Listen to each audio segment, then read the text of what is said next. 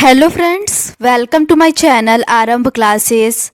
आज के इस वीडियो में हम लोग बीपीएससी टीआरई क्लास 6 to 8, 9, 10 और 11, 12 के लिए हिस्ट्री के प्रैक्टिस सेट और पीवाईक्यू को आपके साथ सॉल्व करेंगे। इस बुक में क्लास 6 से लेके 12 तक सभी चैप्टर्स के एनसीईआरटी और एससीईआरटी बेस्ड पीवाईक्यू दिए हुए हैं। इसके साथ ही BPSC TRE 1, 2, 3, DSSB TGT PGT, KVS TGT PGT, NVS TGT PGT और ईएमआरएस में जो भी हिस्ट्री के क्वेश्चन पूछे गए हैं वो सभी दिए हुए हैं। तो बिना देर किए चलिए आज का ये वीडियो शुरू करते हैं। इसके ऊपर के क्वेश्चंस का डिस्कशन हम लोगों ने इस सीरीज़ के प्रीवियस पार्ट में कर लिया है। आज हम लोग उसके आगे के क्वेश्चंस का डिस्कशन आपके साथ करेंगे। आगे के प्रश्न मूल निवासियों का विस्थापन से संबंधित है।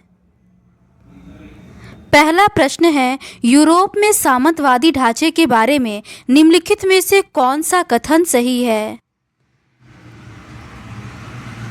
इसका सही आंसर है ऑप्शन ए, पहला और चौथा।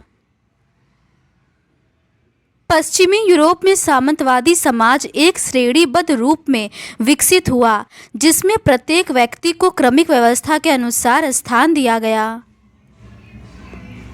दासों का अपने मालिकों के प्रति कर्तव्य और दायित्वों के प्रति संबंध सर्वाधिक महत्वपूर्ण पहलू था। ये दोनों सही है। पश्चिमी यूरोप में सामंतवादी समाज का एक श्रेणीबद्ध रूप विकसित हुआ जिसमें प्रत्येक व्यक्ति को क्रमिक व्यवस्था के अनुसार स्थान दिया गया।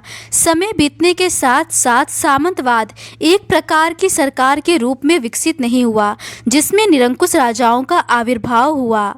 सामंतवादी अनुदान प्रतिबंधित था और नज़दीकी रिश्तेदार को नहीं दिया जाता था। अगला प्रश्न है, जापान ने किस वर्ष बल प्रयोग करके मंचूरिया पर कब्जा किया था? इसका सही आंसर है ऑप्शन डी, 1931 में। 1931 में जापान ने चीन के मंचूरिया में आक्रमण किया। जापान ने यह आक्रमण एक विस्फोट के बाद किया था जो जापानी नियंत्रण वाले रेलवे लाइन के पास हुआ था। इस तरह से 16 फरवरी 1932 ईस्वी तक जापान ने बल प्रयोग करके संपूर्ण मंचूरिया पर कब्जा कर लिया। अगला प्रश्न है, 1775 से 1783 तक अमेरिकी स्वतंत्रता संघर्ष के बाद और संयुक्त राज्य अमेरिका के गठन के बाद श्वेत अमेरिकियों ने किस दिशा में आगे बढ़ना शुरू किया? इसका सही आंसर है ऑप्शन बी, पश्चिम की ओर। 1775 से 1783 ईस्वी तक चले अमेरिका के स्वतंत्रता संग्राम के दौरान संयुक्त राज्य अमेरिका के गठन के बाद श्वेत अमेरिकियों ने पश्चिम की ओर तेजी से फैलना शुरू किया। 1800 ईस्वी तक टॉमस जेफरसन के राष्ट्रपति बनने के समय लगभग 7 लाख श्वेत अमेरिकी अपलेशियन पठारी क्षेत्र में बस गए थे क्योंकि पश्चिम अमेरिका कृषि योग्य भूमि, इमारती लकड़ी, खाल एवं फर के लिए शिकार तथा खनन की दृष्टि से संभावनाओं से भरा हुआ था। अगला प्रश्न है, किस वर्ष में वैंकूवर द्वीप को एक क्राउन कॉलोनी के रूप में घोषित किया गया था?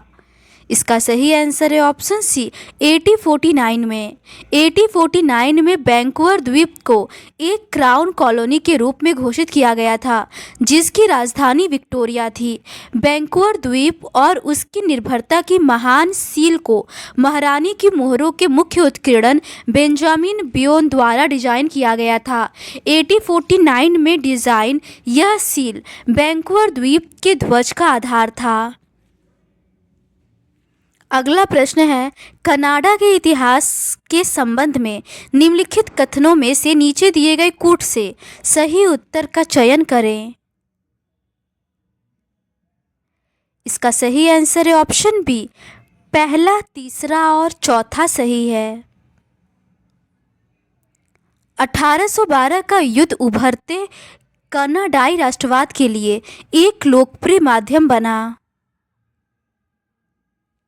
1812 के युद्ध ने आदिवासी लोगों के श्वेत लोगों के औपनिवेशीकरण की लहर के प्रति प्रभावी विरोध को समाप्त कर दिया था।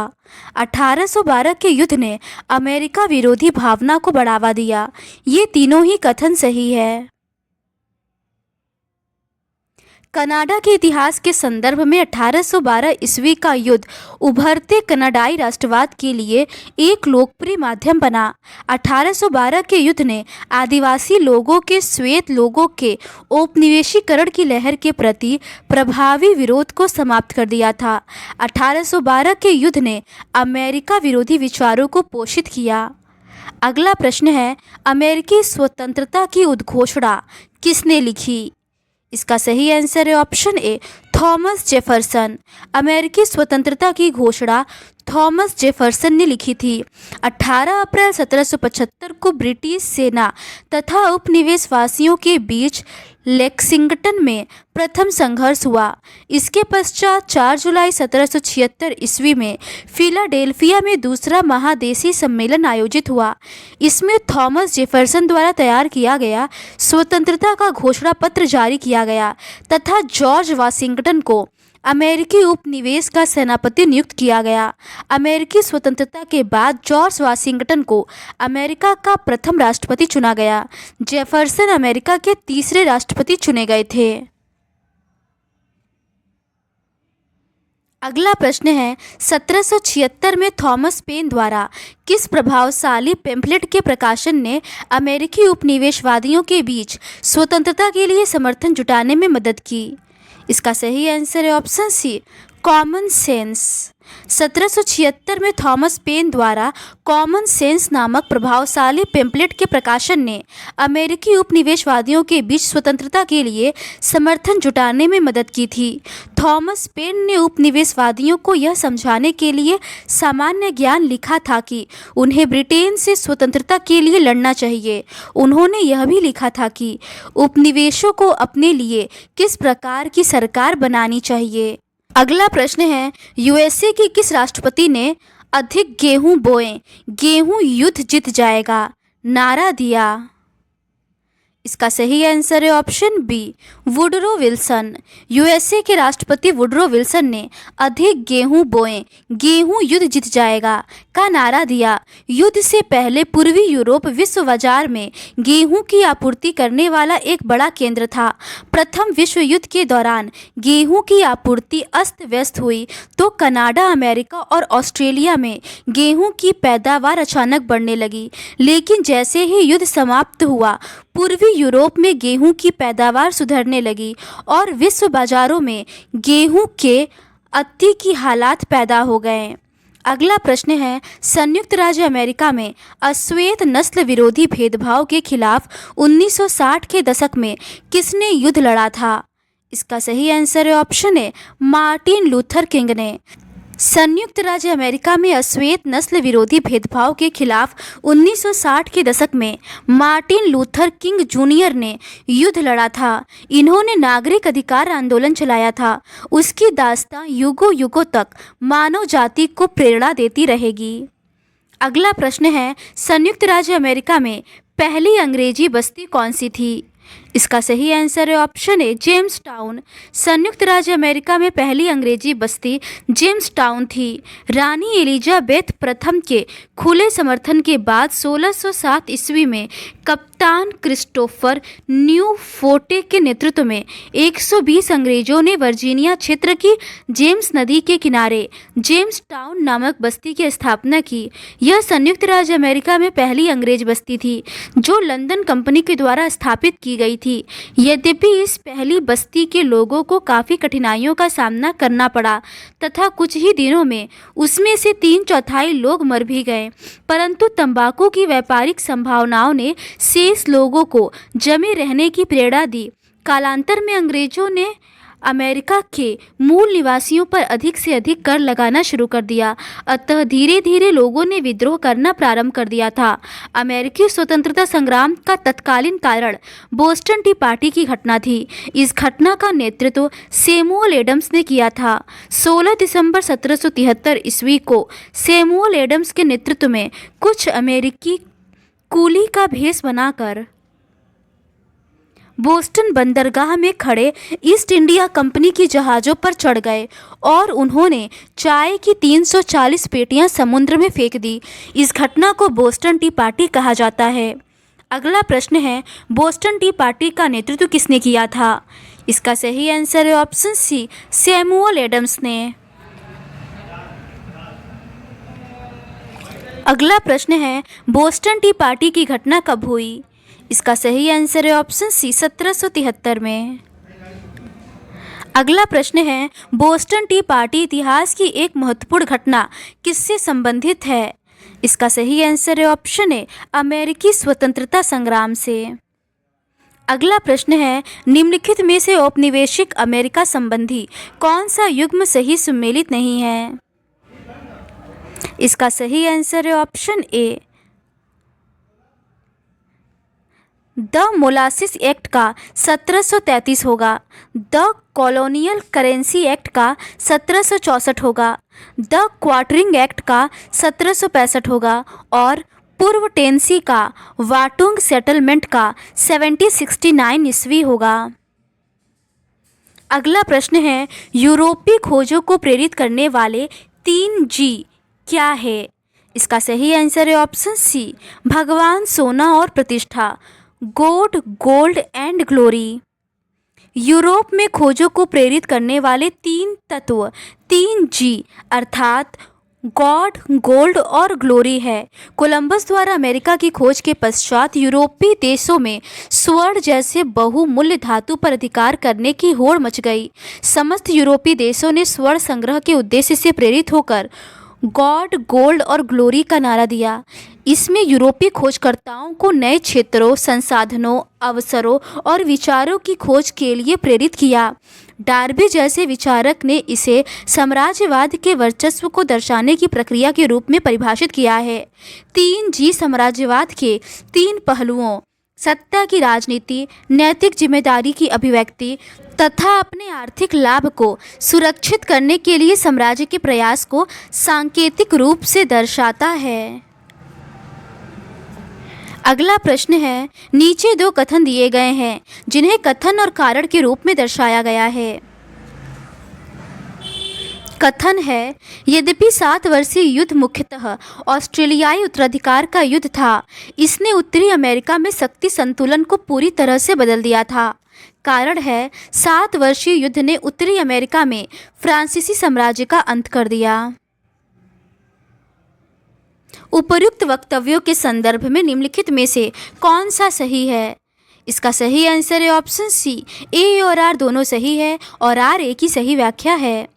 यद्यपि 7 वर्षीय युद्ध मुख्यतः ऑस्ट्रियाई उत्तराधिकार का युद्ध था, इसने उत्तरी अमेरिका में शक्ति संतुलन को पूरी तरह से बदल दिया था। 7 वर्षीय युद्ध ने उत्तरी अमेरिका में फ्रांसीसी साम्राज्य का अंत कर दिया। 7 वर्षीय युद्ध ऑस्ट्रिया के उत्तराधिकार के प्रश्न पर ब्रिटेन व फ्रांस के बीच हुआ था। इस प्रकार कथन और कारण दोनों सही है और व्याख्या भी करते हैं। यहाँ पे ऑस्ट्रियाई उत्तराधिकार होगा।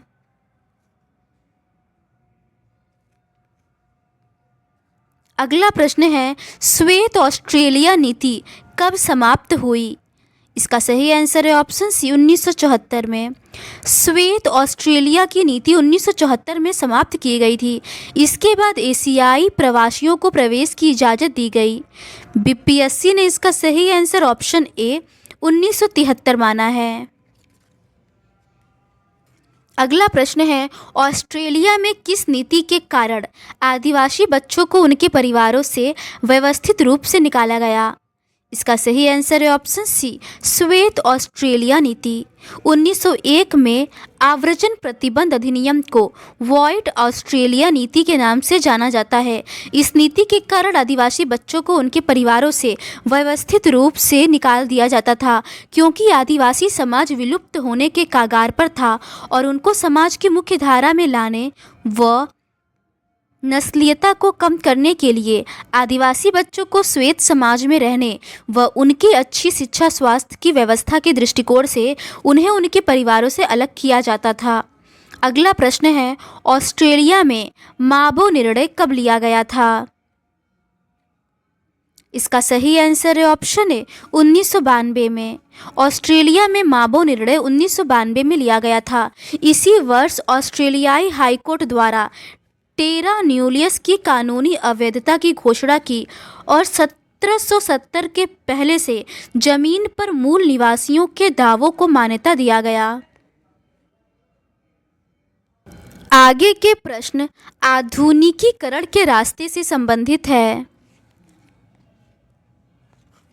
पहला प्रश्न है, 1894 से 95 और 1904 से 5 में जापान को किन शक्तियों के खिलाफ उल्लेखनीय सैन्य विजय प्राप्त हुई थी?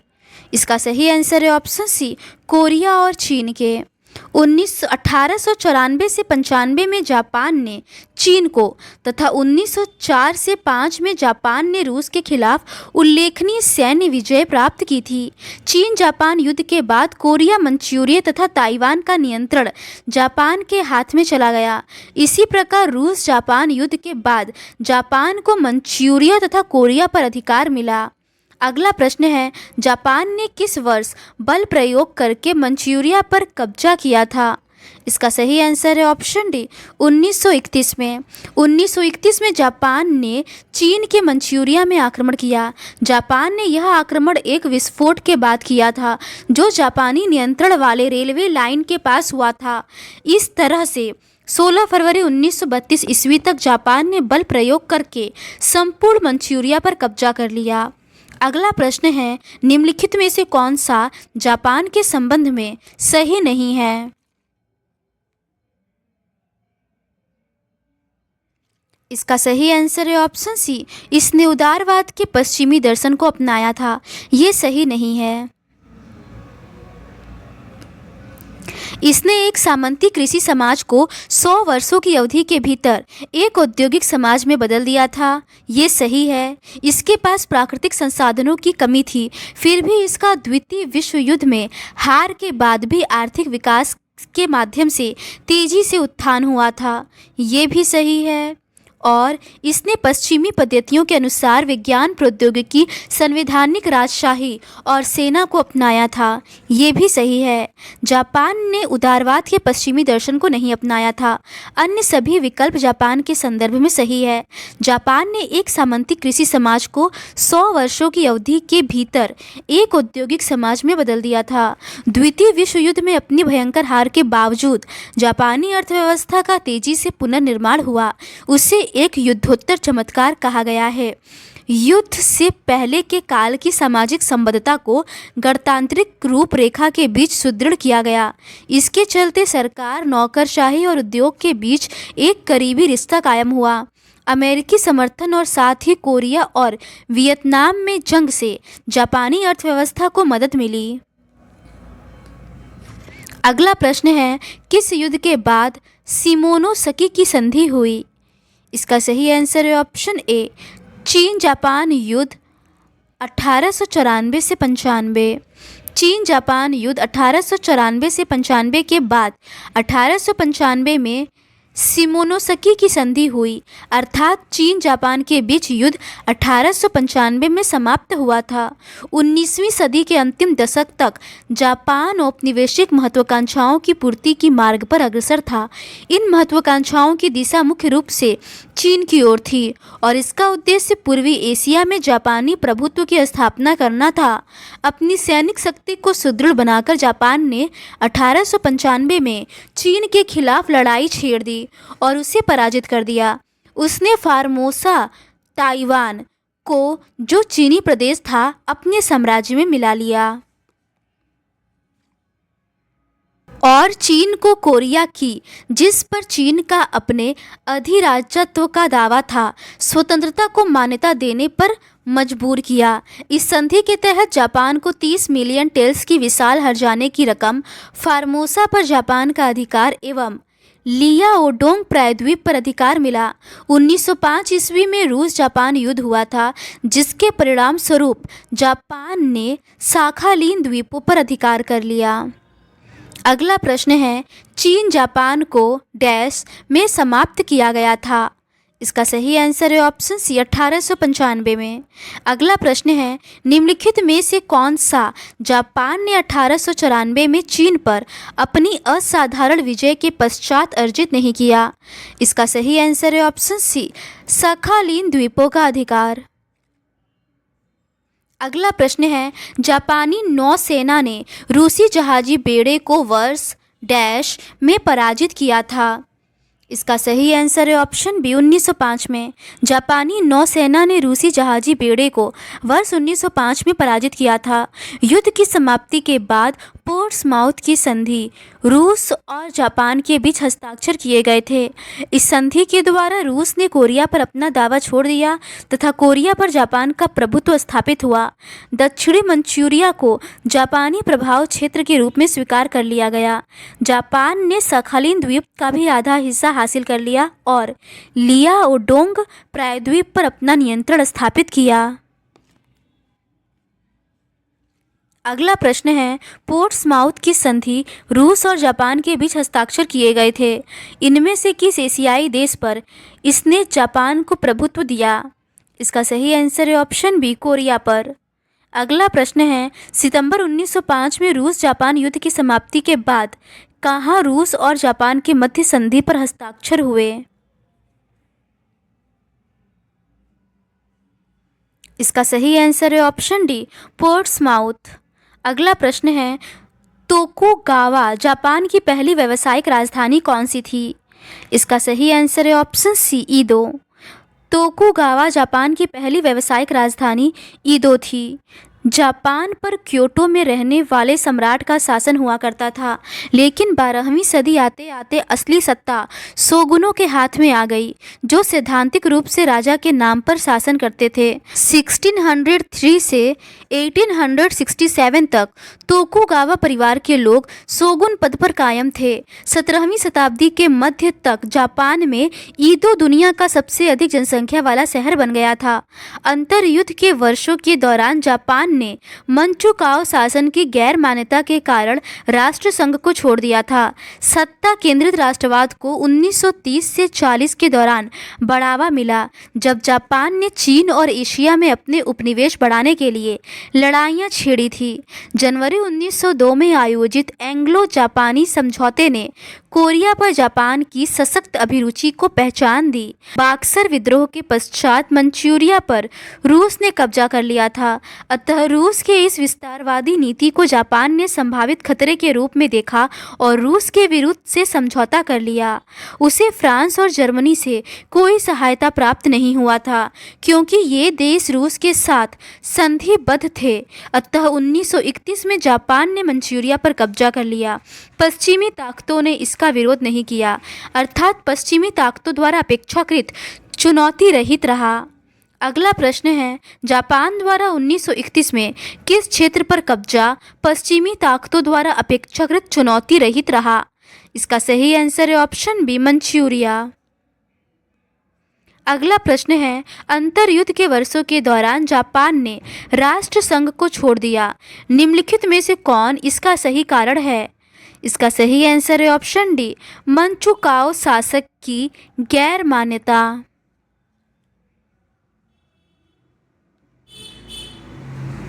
तो आज के इस वीडियो में बस इतना ही। बाकी के रिमेनिंग क्वेश्चंस का डिस्कशन हम लोग इस सीरीज़ के नेक्स्ट पार्ट में करेंगे। अगर आपको ये सीरीज़ पसंद आती है तो please do subscribe to my channel and like this video. Thank you.